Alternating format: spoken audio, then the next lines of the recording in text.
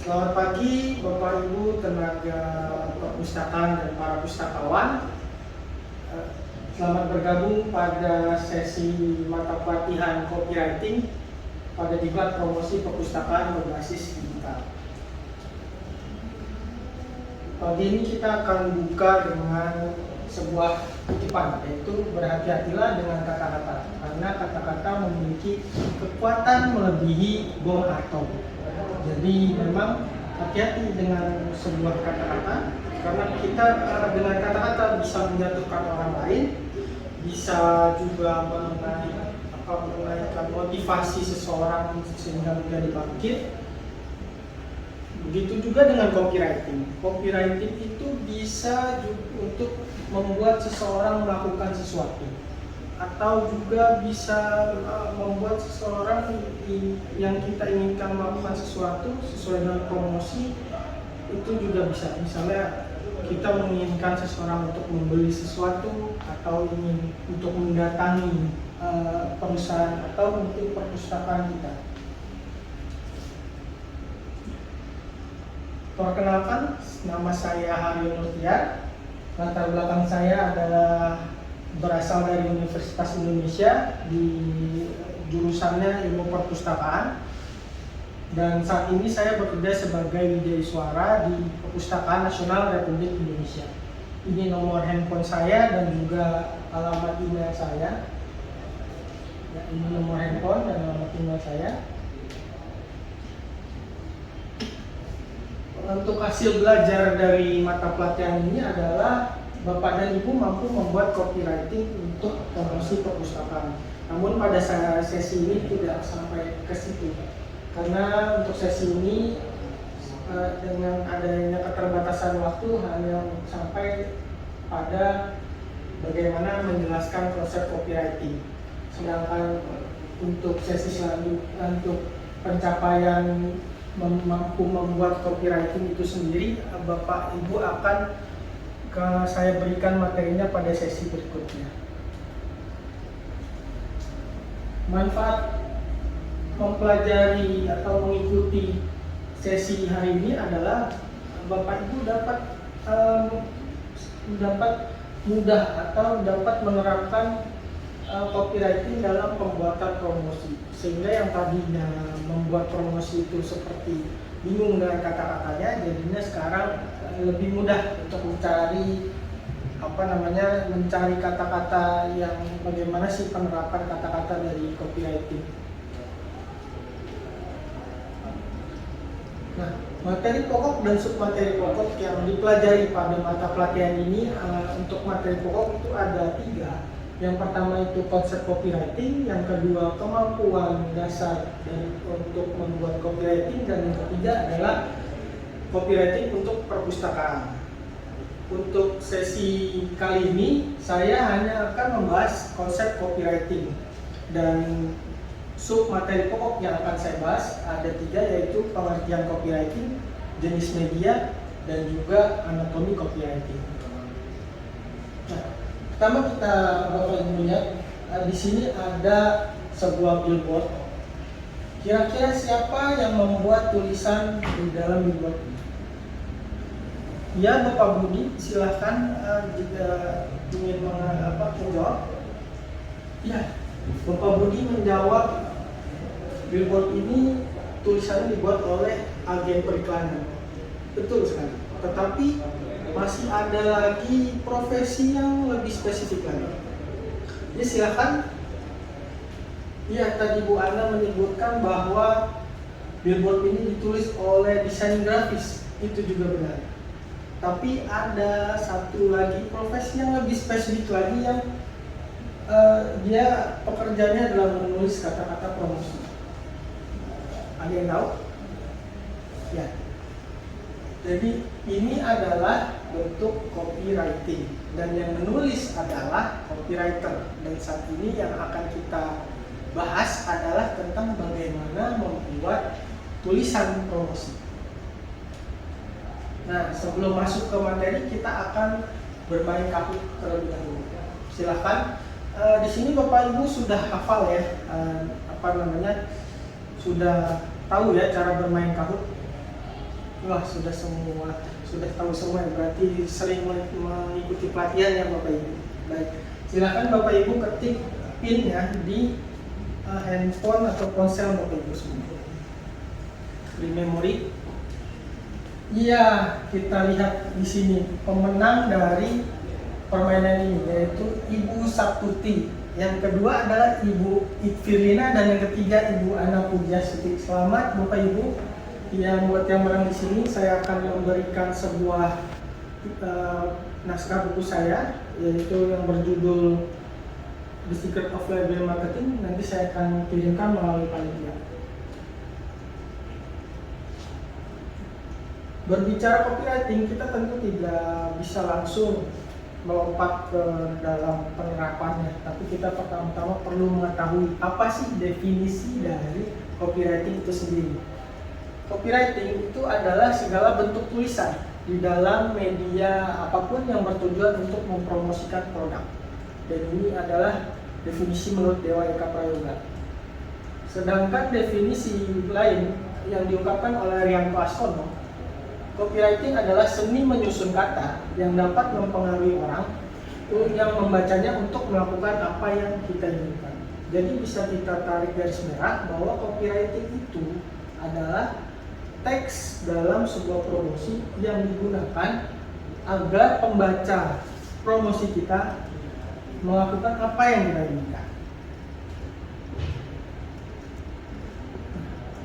Pertama, kita lanjut ke media copywriting. Media copywriting di sini ada dua, yaitu media tradisional dan media digital. Ada yang bisa menyebutkan contoh dari media tradisional? Ya, silakan Ibu. Iya, benar sekali. Ibu Budi tadi menyebutkan bahwa contoh dari media tradisional ada televisi. Ada lagi mungkin? Ya, Bapak, silakan. Iya, betul sekali. Bapak menyebutkan langsung dua contoh, radio dan koran. Tadi Bapak Andi ya, kalau tidak salah. Ya, itu tadi yang disebutkan oleh Bapak Ibu Budi dan Bapak Andi itu adalah contoh media tradisional. Sekarang kita masuk ke media digital. Siapa di sini kira-kira yang bisa menyebutkan? Iya Bapak, silahkan. Iya, betul sekali, Instagram. Ya. Bapak Wahyu tadi menyebutkan salah satu contoh media digital adalah Instagram. Benar sekali. Ada lagi mungkin yang ingin menjawab? Iya, silahkan Bapak yang di sana. Oh iya, benar sekali, media sosial. Ya, tadi Instagram dan ini media sosial. Instagram termasuk media sosial. Benar sekali. Tadi Bapak Irwan ya yang menyebutkan bahwa salah satu contoh media digital adalah Instagram. Oke, kita masuk ke materi berikutnya yaitu anatomi copywriting. Copywriting itu ada 5 bagian, yaitu ada judul, subjudul, body copy, call to action, dan tagline. Judul bisa dikatakan sebagai iklan dari iklan promosi kita. Jadi pertama kali yang orang lihat itu adalah judul dari promosi kita. Ketika mereka atau orang itu melihat judul dan tertarik, maka mereka akan membaca promosi kita. Dan judul ini sangat penting, ya, jadi wajib dan ada di dalam suatu copywriting. Yang kedua adalah subjudul. Subjudul ini adalah untuk memperjelas judul, tapi ini sifatnya opsional atau tidak wajib. Yang ketiga adalah body copy. Unsur body copy adalah salah satu unsur yang juga wajib, karena di dalam body copy ini ada kita menyampaikan informasi dari promosi yang kita sampaikan, bisa manfaat atau juga fitur. Lalu berikutnya yang wajib adalah call to action. Call to action ini wajib karena kita bisa membuat suatu promosi, itu kita harus menulis apa sih yang kita inginkan dilakukan oleh para pembaca kita, pembaca promosi kita. Untuk call to action dan body copy itu kadang berbaur, jadi kadang menjadi satu. Lalu yang berikutnya ada tagline atau slogan. Tagline atau slogan ini bukan sesuatu yang wajib, atau dengan kata lain sifatnya adalah opsional. Nah, kita lanjut ke membedah anatomi. Nah, di sini Bapak Ibu, siapa yang bisa menjawab atau punya pendapat manakah yang merupakan judul dari promosi? Ya silakan. Iya, Ibu. Oh, menurut Ibu Ani bahwa judulnya adalah sulit untuk menyelesaikan tulisan. Yang lain bagaimana? Apakah yang lain setuju? Wah, setuju semua ya. Lalu berikutnya adalah mana yang disebut dengan body copy. Silakan. Oh iya, silakan Bapak Tommy. Bapak Tommy tadi menjawab bahwa body copy itu adalah deadline udah mepet sampai tulisan tidak berkembang ya Bapak Tommy. Baik. Berikutnya adalah hal yang wajib berikutnya adalah call to action. Kira-kira siapa yang ingin jawab call to action di mana? Ya silakan. Iya benar sekali tadi Bapak Topan menjawab ikuti pelatihan creative writing. Berarti luar biasa kelas ini ya, sudah bisa membedah anatomi dari suatu promosi. Ya tadi sudah saya sampaikan materi tentang konsep copywriting. Mungkin ada yang ingin ditanyakan? Ya silakan Ibu Wahyu.